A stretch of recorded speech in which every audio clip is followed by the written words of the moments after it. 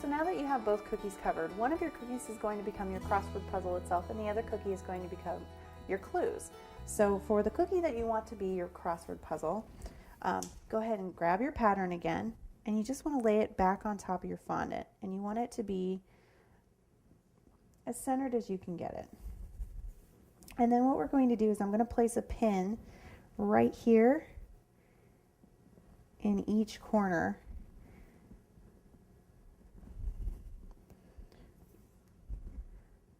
to hold my pattern very securely into place.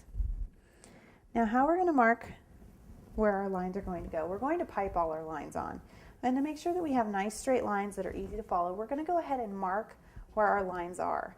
Now this can be a little confusing because there are so many lines. This is a 12 by 12 grid, 144 squares, a lot of little tiny squares. So what we're going to do is we're basically just going to put a pinhole in the corner of each intersection, which will give us a nice straight line to follow, and it makes it a lot easier to do your piping. So basically all you're going to do is just take your pin, and without putting pressure on your fondant itself, and see, this is why you want to have your pins pushed, your corner pins pushed all the way down into your cookie if you can get them in.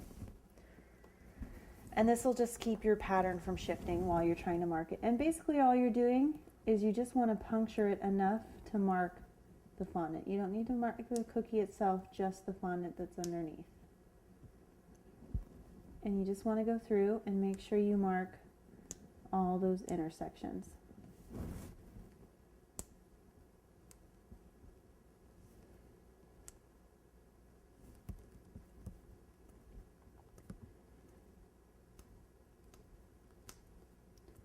And these will keep your lines as straight as you can get them.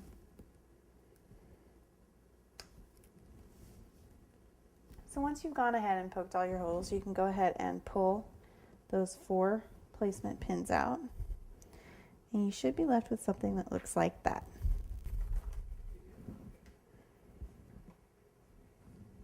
So now what we're going to do is we're going to go ahead and start our piping. So don't worry about those holes, we're going to cover those right up. Now what you want to keep in mind is basically you're piping strings. So anytime you've ever seen string work demoed, same things apply. You want to really anchor your initial spot where your string starts, and then you want to use gravity as your friend. You're just going to kind of pull your string and allow gravity to help you keep it straight. My best suggestion, especially if you're working with black, is to have a paper towel on hand so you can kind of keep your tip nice and clean.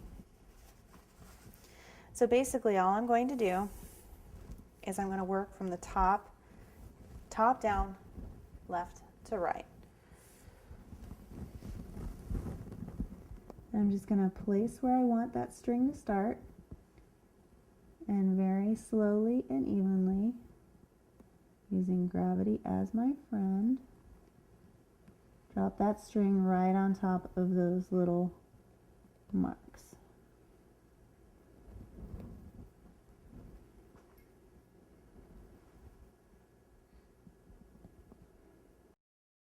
Now normally I would want a smaller brush for this, but I can make this big one work. I'm just going to kind of clean up that final spot.